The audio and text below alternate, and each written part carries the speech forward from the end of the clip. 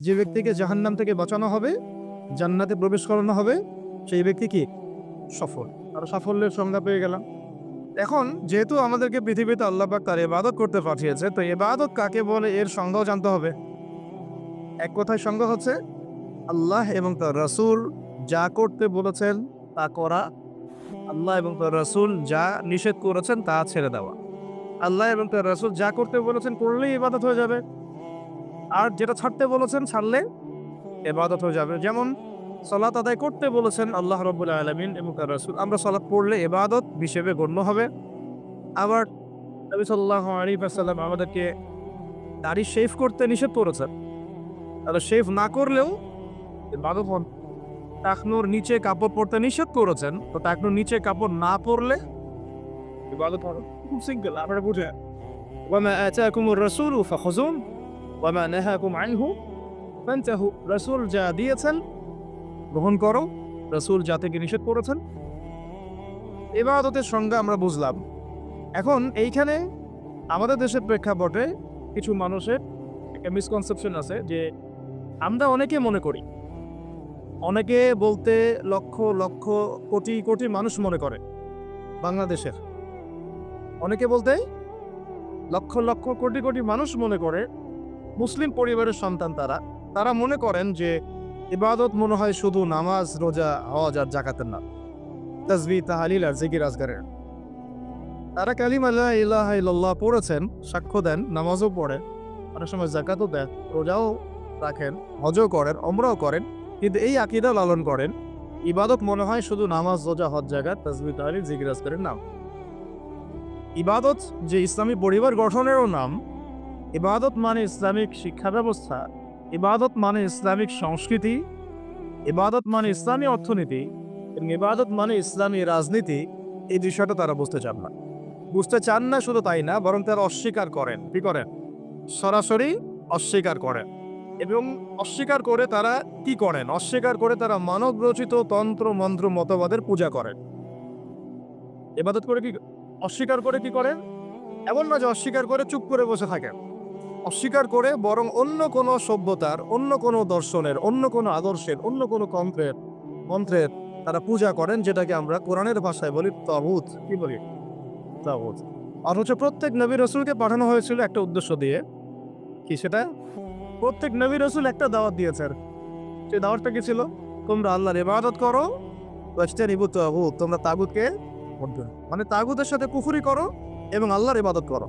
ওয়ামান ইয়াকফুর বিত-তাগুত ওয়া ইউমিন বিল্লাহ ফাকাদ ইসতামসাকা বিল উরওয়াতিল ওয়াসকা। যে ব্যক্তি তাগুতের সাথে কুফরি করলো এবং আল্লাহর ইবাদত করলো, মানে আল্লাহর প্রতি ঈমান নিয়ে আসলো, সেই ব্যক্তি একটা শক্ত হাকল ধরলো, লা ইনফিসামা লাহা, যা কখনো ছিন্ন। তাহলে এই শ্রেণীর মানুষের সংখ্যা আমাদের দেশে কত? যারা ইবাদত বন্দেগীর জীবনে আল্লাহর অস্তিত্বকে স্বীকার করেন, নবী সাল্লাল্লাহু আলাইহি ওয়াসাল্লামের সুন্নাহকেও স্বীকার করেন, ইসলামের বিধানগুলোকে স্বীকার করেন, কিন্তু সংস্কৃতি, শিক্ষা ব্যবস্থা, অর্থনীতি, বাণিজ্য, সমরনীতি, রাজনীতি, এইসব জায়গায় তারা ইসলামকে প্রাধান্য দেন না। কোনো কোনো ক্ষেত্রে স্বীকারও করেন না, কখনো স্বীকার করলেও মানেন না, কখনো স্বীকার করলেও মানেন না। এই শ্রেণীর মানুষকে আমরা আসলে কি বলতে পারি? এই মতবাদগুলোর কিছু নাম আছে বাংলাদেশে। যত সো কল্ড ডেমোক্রেটিক মানে সিস্টেম আছে আমাদের দেশে, এই সিস্টেমের আন্ডারে যে মানুষগুলো আছেন তারা এই আদর্শে দীক্ষিত হয়েছেন। যত সেকুলার সোসাইটি আছে তারা এই আদর্শে দীক্ষিত, যত কমিউনিস্ট সোসাইটি আছে তারা সবাই এই আদর্শে দীক্ষিত, যত জাতীয়তাবাদের লোকজন আছে বাংলাদেশে সবাই এই আদর্শে দীক্ষিত। অনেক সময় দেখা যায় আমাদের ভাইয়েরা, ভাই বলছি অর্থে তারা তো কালিমা পড়েছেন, তারা লা ইলাহা ইল্লাল্লাহ মুহাম্মাদুর রাসূলুল্লাহ বলার পরেও, নামাজ পড়ার পরেও, রোজা রাখার পরেও, হজ করার পরেও, যাকাত দেওয়ার পরেও তারা এই বৈষয়িক জীবনে ইসলামকে তারা মানতে চান না। তারা তাগুতের আনুগত্য করেন, তাগুতের দাসত্ব করেন, আর তাগুতের দাসত্ব মানেই শয়তানের দাসত্ব। আর এই যুগের শয়তান হচ্ছে দাজ্জাল। এই যুগের শয়তান কে? কারণ এই যুগের সবচেয়ে বড় শয়তানের যে মানে প্রতিনিধি আসবে সে কে? কিয়ামতের আগে আগে সে পৃথিবীতে আত্মপ্রকাশ করবে এবং সে একা বিশ্ব শাসন করবে না, ইহুদিদেরকে নিয়ে সে বিশ্ব শাসন করবে। সে নিজেকে খোদা দাবি করবে। তার মানে আল্লাহ বিরোধী যত কিছু আছে এই বিশ্বে আস্তে আস্তে এগুলো দাজ্জালের সাথেই সম্পৃক্ত করছে। যে এই মানুষগুলো এই একটা আংশিক ইসলাম ফলো করেন, সামগ্রিক জীবনে তারা ইসলামকে ফলো করতে চান না। তার মানে ইবাদত, যে ইবাদত করতে আল্লাহ পাক আমাদেরকে দুনিয়াতে পাঠিয়েছেন, সেই ইবাদত তারা জীবনের একটা ক্ষেত্রে করতে চান, বাকি জীবনের একটা বড় অংশে সেই ইবাদত তারা করতে চান না। এই মানুষগুলোই তারা যারা বলেন যে ধর্মের সাথে রাষ্ট্রের কি সম্পর্ক। এই মানুষগুলি তারা যারা বলেন যে ইসলামী রাজনীতির কি প্রয়োজন। এই মানুষগুলি কিন্তু তারা যারা বলেন যে ধর্ম নিয়ে রাজনীতি করতে আসবেন না। এই মানুষগুলি তারা যারা বলেন যে আপনারা ধর্মান্ধ, আপনারা ধর্ম ব্যবসা করছেন, আপনারা মৌলবাদী, আপনারা আর অনেক সময় বলেছে জঙ্গি, আপনারা বলেছে তারা সন্ত্রাসী। হ্যাঁ, তো কেন বলেন তারা? কেন এই কথাটা বলেন? কেউ বুঝে বলে, কেউ না বুঝে বলে। যারা না বুঝে বলে ওদের কথা বাদ দিলাম, যারা বুঝে বলে তাদের শাস্তিটা কেমন হবে? একটা বিষয় হলো, একজন কাফের সে কখনো কালিমার সাক্ষ্য দেয় নাই, সে আল্লাহকেও বিশ্বাস করে না, রাসূলকেও বিশ্বাস করে না, সে জীবনের কোনো অংশেই ইসলামকে বিশ্বাস করে না। এটা হলো এক সুরত। আরেকটা সুরত হচ্ছে আপনি কালিমা পড়েছেন, আল্লাহর একত্ববাদের সাক্ষ্য দেন, রাসূলের রিসালাতের সাক্ষ্য দেন, আখিরাতেও বিশ্বাস করেন, তারপরেও আপনি জীবনের একটা অংশে ইসলামকে মেনে চলেন, বাকি বড় অংশে আপনি ইসলামকে স্বীকার। তাহলে এই দুটো শাস্তি কি সমান হবে? দুটো অপরাধ কি সমান? অথচ আফসোস, আমাদের দেশে পলিটিক্যাল সিস্টেমে যত মতাদর্শ আছে তার 99% এই মতাদর্শে দীক্ষিত। তারা সেকুলার, 99% যদি বেশি হয় তাহলে 90% কমপক্ষে আছে যারা সেকুলার, যারা মনে করেন ইসলাম জীবনের একটা ক্ষেত্রে মানা যায় কিন্তু সামগ্রিক জীবনে ইসলামকে আনা যায় না। এই কারণেই শুধুমাত্র এই আদর্শের কারণেই স্বাধীনতার ওই পর থেকে যদি হিসেব করেন তাহলে সংখ্যাগরিষ্ঠ মুসলিম প্রধান দেশে একটা ইসলামী আইনও বাস্তবায়িত হয় না। যদি আপনি গণতন্ত্রের কথাই বলেন তাহলে আমি প্রশ্ন করতে পারি, গণতন্ত্রের মূলনীতি কি? গণতন্ত্রের মূলনীতি হচ্ছে সংখ্যাগরিষ্ঠ মানুষ যা বলবে তাই হক, তাই তো? এই মতবাদ ইসলামের সাথে সাংঘর্ষিক, কিন্তু তারপরেও আপনাদের ভাষায় কথা বলছি, যদি এটাও ধরে নেই যে আপনাদের তর্কের খাতিরে ধরেও নেই যে আপনাদের এই কথাটা ঠিক, আসলে কিন্তু ঠিক না, তর্কের খাতিরে ধরে নিলাম যে আপনাদের এই কথাটা ঠিক, তাহলে আমাদেরকে উত্তর দেয় যে বাংলাদেশে বেশিরভাগ মানুষ তো মুসলিম, 90% মানুষ মুসলিম, তাহলে 90% মানুষ মুসলিম, এত বেশি অধিকাংশ মুসলিম প্রধান একটা দেশের রাষ্ট্র ধর্ম ইসলাম কেন হবে না? যেহেতু বেশিরভাগ মানুষ মুসলিম, তাহলে জনসংখ্যা দিয়েও তো আপনি গণতন্ত্রের মূলনীতি রক্ষা করলেন না। ধরেন আমাদের দেশে 16 কোটি মানুষ, তার মধ্যে ধরেন 15 কোটি মুসলিম, তাহলে তো গণতন্ত্রের দাবি এই 15 কোটি মানুষের যা ধর্ম তাই হবে রাষ্ট্রধর্ম। 15 কোটি মানুষ যদি বলে হ্যাঁ আমরা শরিয়া আইন চাই, ইসলামী রাষ্ট্র চাই, তাহলে তাদের ভোট নিয়ে তো ইসলামী রাষ্ট্র কায়েম করতে হতো, তাহলে আদৌ কি হয়েছে? তাহলে এটা একটা ধোঁকাবাজি বাস। কি হয়েছে? এটা ধোঁকাবাজি। এই জন্য আমরা বললাম এটা গণতন্ত্র নয়, এটা তথাকথিত গণতন্ত্র। এটা একটা so called democratic country, not democratic country. এটা so called democratic country, not a pure democratic country, যদি ওই সেন্সে আপনি চিন্তা করেন। স্বাভাবিক কথা, গণতন্ত্রের মূলনীতি কি? 100 জনের মধ্যে 90 জন যদি বলে সুদ হালাল, গণতন্ত্রপন্থীরা বলবে হালাল, তাহলে নাউযুবিল্লাহ। যদি 100 জনের মধ্যে 99 জন বলে সমকামিতার লাইসেন্স দাও, দিবে। যদি বলে LGBTQ প্রতিষ্ঠা করো, করবে। যদি বলে যে পতিতালয়ের লাইসেন্স দাও, দিবে। এই তো তাদের মূলনীতি। এটা মূলনীতি না? আর একজন বেচারা দাঁড়িয়ে যদি বলে যে না এগুলো হারাম, তার কথা শোনা হবে না। স্পিকার সাহেব বলবেন না হ্যাঁ জয়যুক্ত হয়েছে, কি বলবেন? হ্যাঁ জয়যুক্ত। এটা হলো তাদের মূলনীতি।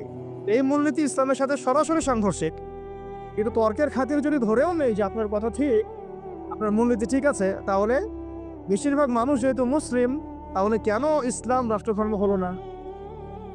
কেন সংবিধানে ইসলামী আইনগুলো আসলো না? কেন মুসলিমদের ধর্মগ্রন্থই সংবিধান হলো না? কেন মুসলিমদের উসওয়াতুল হাসানা নবী মুহাম্মদ সাল্লাল্লাহু আলাইহি ওয়াসাল্লামের রেখে যাওয়া সুন্নতার বিধানগুলো আমাদের সংবিধানে স্থান পেল না? কেন পেল না? কেন আমরা আল্লাহ এবং তার রাসূলের বিধান থাকতেও মানবরচিত বিধান কেন রচনা করলাম? কেন আমরা আমাদের সংবিধানে আল্লাহ বিরোধী আইনগুলো নিয়ে আসলাম?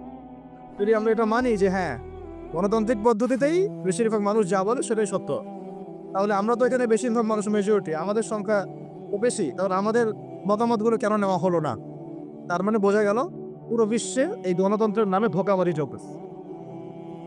কি চলতেছে? এটা আবেশন আইওয়াস শোডাউন করা।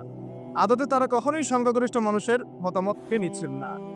একটা একটা আমভাবে একটা ভোটের আয়োজন করেন, ধরেন আমভাবে একটা দৈনিক দরকার।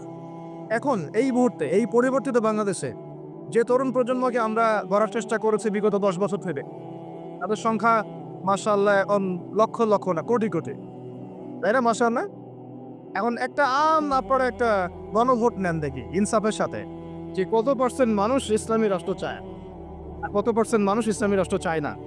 কত পার্সেন্ট মানুষ চায় যে বাংলাদেশ একটা ইসলামী রাষ্ট্র হোক বা একটা ইসলাম পথের সরকার আমাদের মাথার উপরে আসুক। একটা আমভাবে গণভোট নেন, তারপর দেখেন কে জিতে কে হারে। ইনসাফের সাথে এটা কি কখনো নেওয়া হয়েছে? সব রাতের অন্ধকার। কি হয়েছে? এটা ধোঁকাবাজি, ধোঁকাবাজি না? এই এই দর্শনে যারা বিশ্বাস করেন তারা জীবনের একটা অংশে ইসলামকে মানেন, বাকি অংশে তার ইসলামকে মানেন। তারাই বলেন যে ইসলাম ধর্মকে আমার রাষ্ট্রে আনা কি দরকার, সংবিধানে কেন আল্লাহর আইন আনতে হবে, এগুলো তো মৌলবাদী কথা হয়ে যায়, এগুলো তো চরমপন্থা হয়ে যায়, এগুলো তো শিকেলে কথা হয়ে যায়, এই যুগে কি এগুলো চলে? নাউজুবিল্লাহ। তারা এগুলো বলেছে না?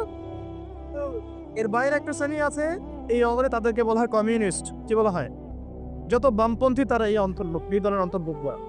তাদের মতামতটা আরো বেশি গর্হিত, কারণ গণতন্ত্রপন্থীরা অন্তত জীবনের একটা ক্ষেত্রে আল্লাহর অস্তিত্ব স্বীকার করে। কোন ক্ষেত্রে? ধর্মীয় জীবনে, ব্যক্তিগত জীবন। কিন্তু কমিউনিস্টে যারা বিশ্বাসী, কমিউনিজমে যারা বিশ্বাসী, তারা স্রষ্টা ঈশ্বরের অস্তিত্বেই বিশ্বাস করে। তারা তো আরো বড় রকমের কুফরের মধ্যে আছে। এটা তো তাগুত না, এটা আরো বড় কুফর, শিরকে আকবরের মধ্যে।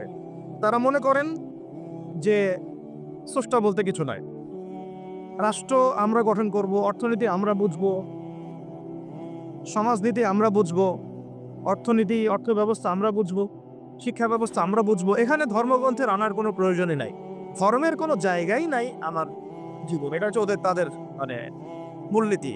হ্যাঁ, যদি ব্যক্তিগতভাবে কেউ নাম আব্দুল্লাহ হয় সেটা অন্য ইস্যু, কিন্তু প্রকৃত মুসলিম বলতে যা বোঝায় তার ধার কাছেও তারা নাই। কারণ নাস্তিকতায় বিশ্বাসী, এক কথায় কিসে বিশ্বাসী? নাস্তিক। আরো ব্যাপার আছে, গণতন্ত্রপন্থীদের যেমন উসওয়াতুল হাসানা আছে। গণতন্ত্রপন্থীদের উসওয়াতুল হাসানার নাম হচ্ছে আব্রাহাম লিঙ্কন। কি নাম? আবার কমিউনিস্ট যারা, তাদের উসওয়াতুল হাসানা খে মাওসেতুন, লেনিন, স্টেলিন, তারা হচ্ছে তাদের উসওয়াতুল হাসানা। বুঝেন কিনা? উসওয়াতুল হাসানা মানে কি? সর্বোত্তম আদর্শ। আমাদের উসওয়াতুল হাসানা কে? নবী মুহাম্মদ সাল্লাল্লাহু আলাইহি ওয়াসাল্লাম কি শুধু আমার নামাজের উসওয়াতুল হাসানা? শুধু কি আমার পরিবারের উসওয়াতুল হাসানা? শুধু আমার সমাজের, অর্থনীতির, সংস্কৃতির, শিক্ষার, নাকি পুরো জীবনের? নবী সাল্লাল্লাহু আলাইহি ওয়াসাল্লাম আমাদের ইবাদত বন্দেগীর উসওয়াতুল হাসানা, আমাদের সংস্কৃতির উসওয়াতুল হাসানা, আমাদের শিক্ষার উসওয়াতুল হাসানা, আমাদের অর্থনীতি উসওয়াতুল হাসানা, আমাদের ব্যবসা বাণিজ্যের, আমাদের চাকুরির, আমাদের পরিবারে, আমাদের রাজনীতির, আর কি বাকি আছে? আমাদের পুরো জীবনের উসওয়াতুল হাসানাকে নবী মুহাম্মদ সাল্লাল্লাহু আলাইহি ওয়াসাল্লাম। আমরা একজন ব্যক্তিকে উসওয়াতুল হাসানা মেনে চলছি এবং তার সাহাবায়ে কেরাম তো আছেনই। মা আনা আলাইহি ওয়া আসহাবি, মা আনা আলাইহি ওয়া আসহাবি, আমি যার উপরে আছি আমার সাহাবীরা যার উপরে আছে। কিন্তু গণতন্ত্রপন্থীদের উসওয়াতুল হাসানা ধর্মীয় জীবনে নবী মুহাম্মদ সাল্লাল্লাহু আলাইহি ওয়াসাল্লাম, কিন্তু অর্থনৈতিক জীবনে ওয়ার্ল্ড ব্যাংক, অর্থনৈতিক জীবনে কি? ওয়ার্ল্ড ব্যাংক, IMF আর ফেডারেল রিজার্ভ ব্যাংক। আর পলিটিক্যাল লাইফে তাদের উসওয়াতুল হাসানা হচ্ছে আব্রাহাম। কত ইলাহ তাদের, হ্যাঁ তাই না? অনেক ইলাহ না? আবার কমিউনিস্ট যারা, তাদের উসওয়াতুল হাসানা কারো কারো ব্যক্তির জীবনে হয়তো মুহাম্মদ সাল্লাল্লাহু আলাইহি ওয়াসাল্লাম, কিন্তু অর্থনীতিতে তার উসওয়াতুল হাসানা যে পুঁজিবাদ। কোনটা? পুঁজিবাদ। আর রাজনৈতিক জীবনে তার উসওয়াতুল হাসানা হচ্ছে মাওসেতুং, লেনিন, স্টেলিন আর মুসোলিনি। সোভিয়েতের সমাজ যা হয়েছে আর কি নাই। তাদেরও অনেক ইলাহ, অনেক উসওয়া। আবার যারা সেকুলার, যারা কি সেকুলারিজমে বিশ্বাসী, তাদের উসওয়াতুল হাসানা কারা? তাদের উসওয়াতুল হাসানা হচ্ছে পশ্চিমা সভ্যতা। তারা পুরোরা পশ্চিমা সভ্যতা। পশ্চিমা সভ্যতা যা বলবে তাই। পশ্চিমারা যদি বলে এটা হক, ওরা বলবে হ্যাঁ হক। পশ্চিমারা যদি বলে এটা বাতিল, ওরা বলবো বা। আল্লাহর আইন একদিকে পড়ে থাক, রাসূলের কথা একদিকে পড়ে থাক, কিছু যায় আসে না তাদের। পশ্চিমারা কি বলবে এটা হচ্ছে কথা। যদি তারা ইসলামের পক্ষে কোনো কিছু চালু করে আর পশ্চিমারা চোখ রাঙানি দেয়, ভয়ে সেখানে প্যান্টে পেশাব করে দিবি। যদি তারা ইসলামের পক্ষে অবস্থান নেয় আর ভারত একটু চোখ রাঙানি দেয়, তাহলে ভয়ে ওরা পেশাব করে ফেলবে। এই হলো তাদের উসওয়াতুল হাসানা। তাদের উসওয়াতুল হাসানা হচ্ছে বিশ্বের পশ্চিমা এবং যত রাম বাম প্রগতিশীল পরাশক্তি, এগুলো ওদের উসওয়াতুল হাসানা। কিন্তু আমরা মুসলিম, আমাদের উসওয়াতুল হাসানা জীবনের সর্বক্ষেত্রেই একজন ব্যক্তি, তার নাম নবী মুহাম্মদ সাল্লাল্লাহু আলাইহি ওয়াসাল্লাম। মূল জায়গাটা আলোচনা করলাম এই কারণে, আপনাদের বোঝার সুবিধার্থে, যে ইবাদত করার ক্ষেত্রে এসে আমরা যে ইসলামকে কত ভাগে ভাগ করে ফেলছি তা ঠিক নাই। অথচ ইবাদত করতে আল্লাহ পাক বলেছেন জীবনের সমস্ত ক্ষেত্রেই আমার বিধান মেনে চলো। তুমি নামাজ পড়লেও আমার বিধান মতোই পড়তে হবে, রোজা রাখলেও আমার বিধান মতোই পড়তে হবে, হজ করলেও জাকাত দিলেও আমার বিধান মতোই করতে হবে, নবীর সুন্নাহ অনুযায়ী করতে হবে। তুমি যদি সমাজনীতি পরিচালনা করতে চাও, সমরনীতি পরিচালনা করতে চাও, সংস্কৃতি পরিচালনা করতে চাও, শিক্ষা ব্যবস্থা প্রণয়ন করতে চাও, তুমি যদি ইলেকশন করতে চাও বা রাজনীতিও করতে চাও, তবুও কি করতে হবে?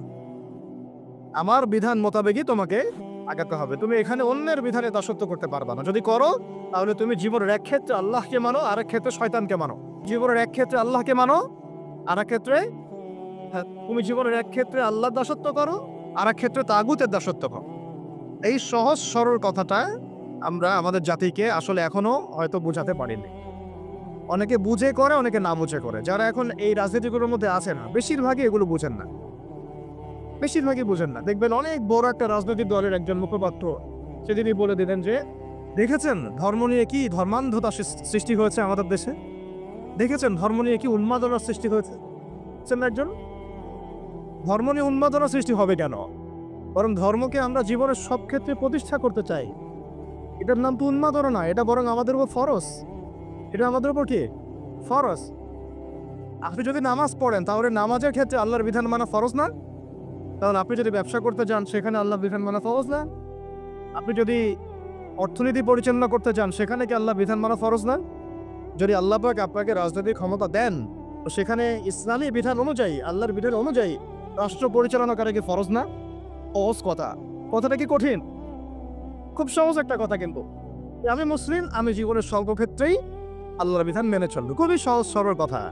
এখন যদি কেউ বলে যে ভাই আমি এটা বুঝি, কিন্তু আমি পারিপার্শ্বিক চাপে, বিভিন্ন কারণে, বিভিন্ন সমস্যার কারণে আমি 100% এখন পারছি না, সেটা একটা স্রোত হতে পারে, সেটা আলাদা একটা স্রোত হতে পারে। যে হ্যাঁ, সে ব্যক্তি না হয় মানে, সে ব্যক্তি বুঝে, সে স্বীকারও করে, কিন্তু বলছে বিশ্বের পারিপার্শ্বিক চাপের কারণে হোক, আমার অভ্যন্তরীণ সমস্যার কারণে হোক, অনেকের কারণে হোক, অর্থনৈতিক মন্দার কারণে হোক, বিভিন্ন কারণে আমি 100% পারছি না, কিন্তু আমার উদ্দেশ্য আছে 100% প্রতিষ্ঠা করার। কিন্তু এটা তো আমরা দেখি নাই। দেখেছি কি? আমরা দেখেছি কিভাবে আস্তে আস্তে ওই রাজনৈতিক ক্ষমতাকে কাজে লাগিয়ে ইসলামকে মাইনাস করা হয়েছে।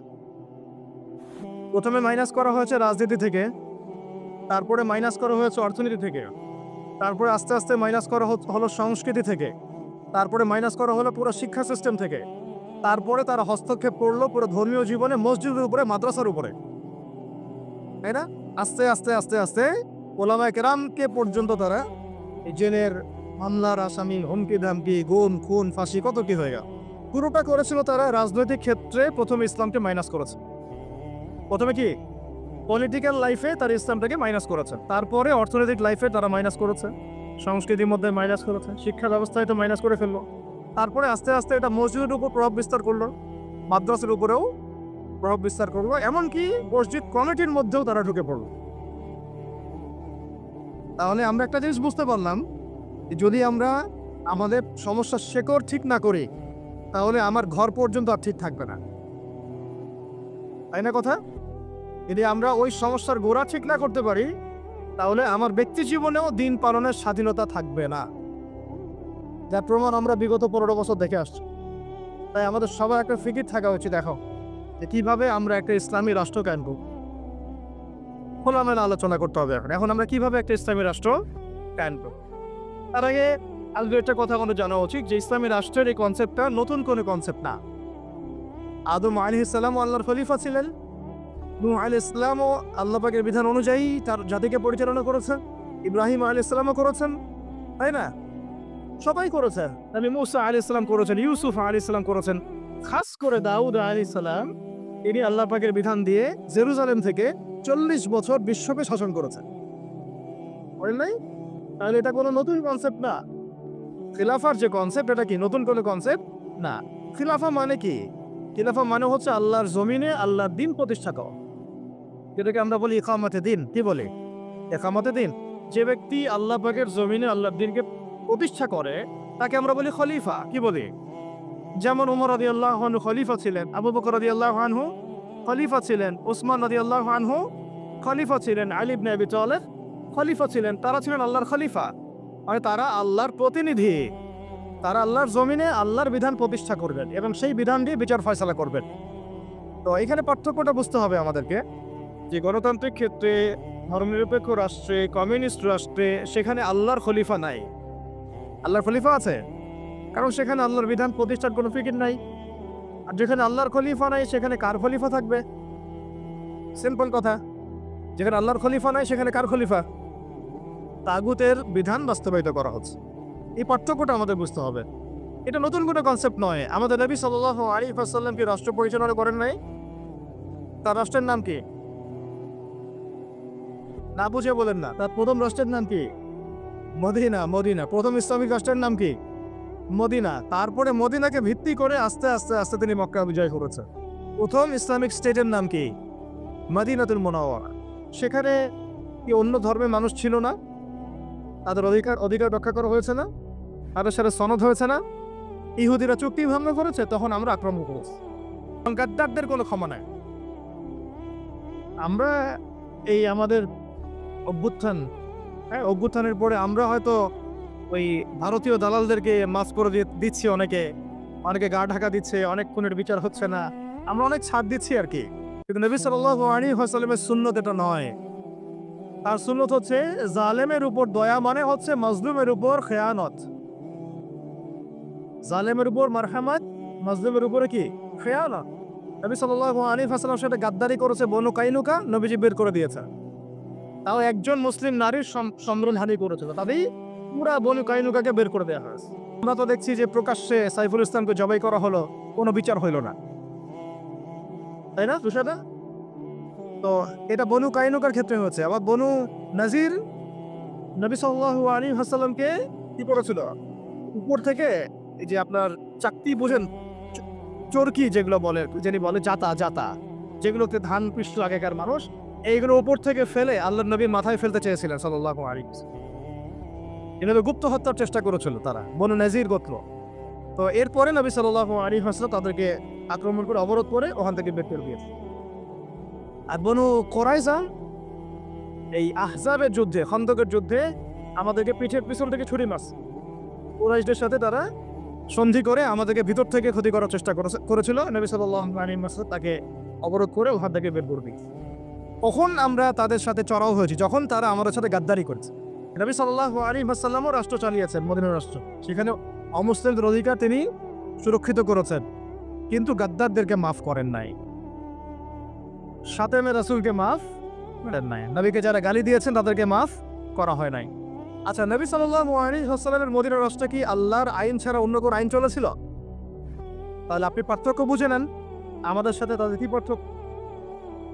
তাদেরও ভূখণ্ড ছিল, মানে নবী সাল্লাল্লাহু আলাইহি ওয়াসাল্লাম এবং সাহাবীদেরও ভূখণ্ড ছিল, আমাদেরও ভূখণ্ড আছে। তাদেরও সরকার ছিল, আমাদেরও সরকার আছে। তাদেরও সার্বভৌমত্ব ছিল, আমাদেরও আছে। তাদেরও সংবিধান ছিল, আমাদেরও আছে। তাদেরও এই আপনার আর কি লাগে? হ্যাঁ না, ঠিক আছে, ওটা বলেছি। আরে রাষ্ট্র গঠনের 4টা মৌলিক উপাদান লাগে: ভূখণ্ড, মাশাআল্লাহ, ভূখণ্ড, সরকার, সার্বভৌমত্ব এবং জনসংখ্যা। এই 4টা মদিনা রাষ্ট্রেও ছিল, আমাদের বাংলাতেও আছে। পার্থক্য তাহলে কোথায়? ওখানে অমুসলিমদের অধিকার খর্ব করা হয় নাই, কিন্তু এখানে মুসলিমদের অধিকার খর্ব করা হচ্ছে।